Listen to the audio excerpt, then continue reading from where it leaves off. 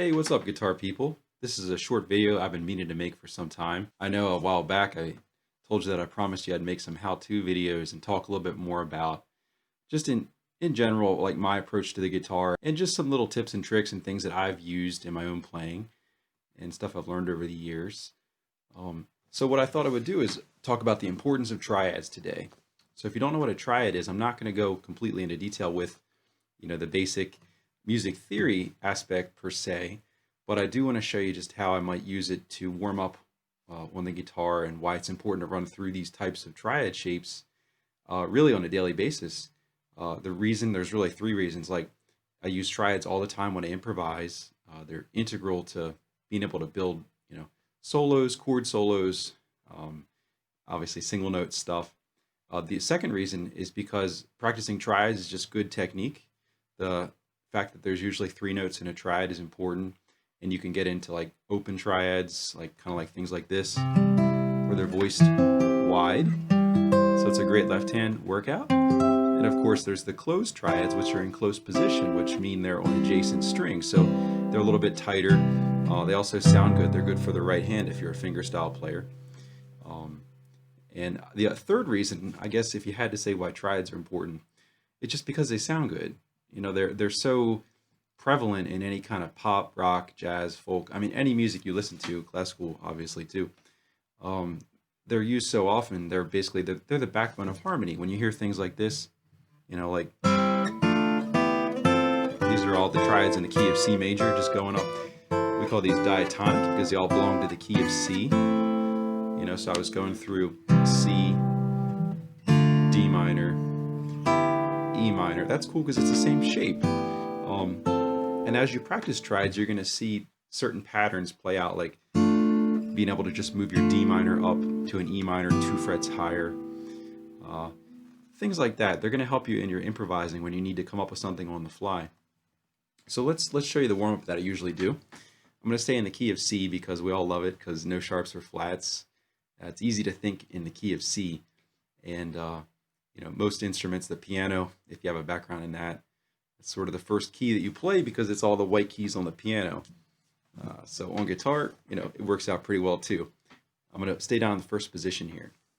So the first thing I would do is just run through my key of C triads and try to stay within the first 1 through 4th frets here, like this. So C, D, E minor, F major, G major, A minor, B diminished, that's a cool one there, and then C major again. So we've gotten our octave up here. Let me do that again. I'm going to do it backwards now. So this is the other part of the warm-up.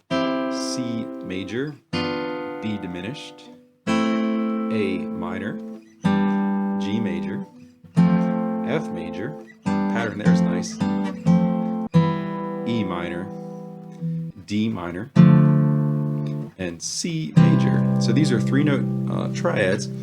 And the good thing if you're a fingerstyle player is you can just try to run through these smoothly, kind of like this, like maybe with a pattern with thumb, index, middle, and maybe go back through, you could use other fingers like your ring finger later on, but check this out. Putting a little bit of an emphasis on the bass note of each one,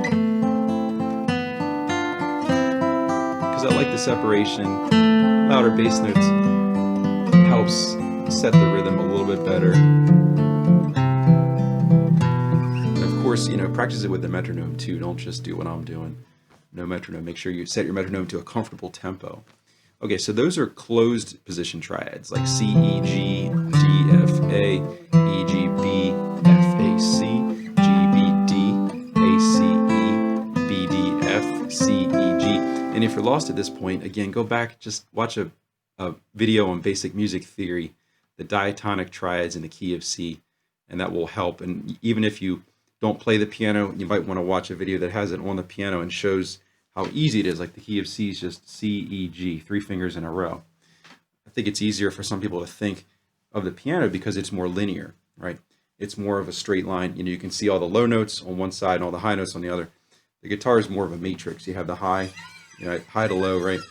And you also have this matrix, right? You have this like up and down thing going on too that's confusing for a lot of people. And that's one of the reasons you have so many notes And they're all C's, right? They're all different spots. Ooh, there you go. So that triad exercise is good. Now let's do it with an open voice triad. So that would be like this. That would be if you played like C, G, E. And what I did there is I played the C on the 3rd fret of A, played the G open, you know, that 3rd string here, and then I played the E open.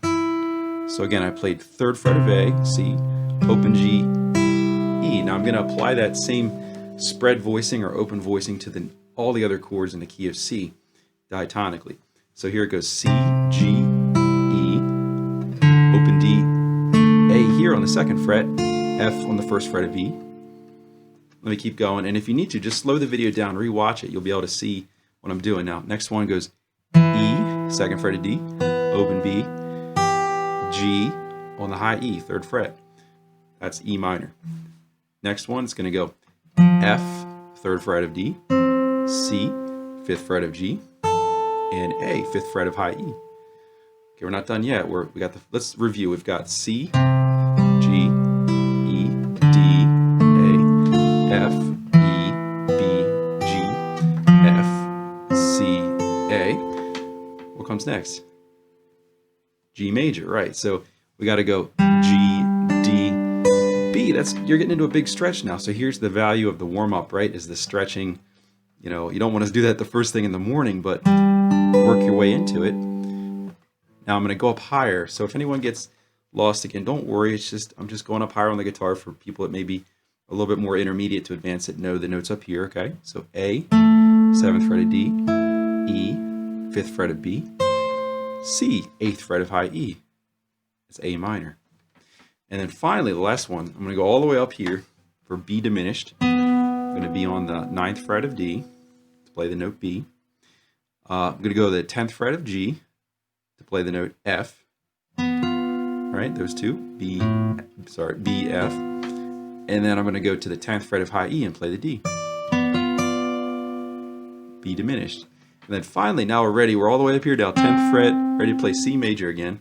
10th fret of D, C, 12th fret of G, G, right? It's an octave, 12th fret. That's the beauty of the 12th fret. It's an octave higher than the open string. And then finally, the high E, same story there. It's an octave higher than the open E. Okay, so here's what they all sound like. These are the open voice triads in the key of C major.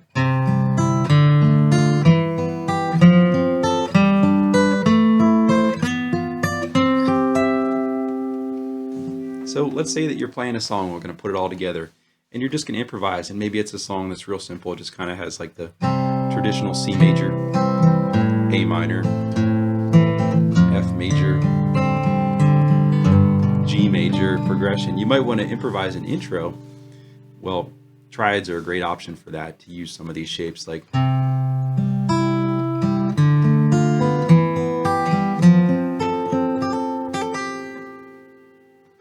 then I might go to a G here because that sets up what's called the 5 chord that helps give you the tension you need to push you back to the 1 chord, which is of course the key of C. So if you're not sure what that is, look up.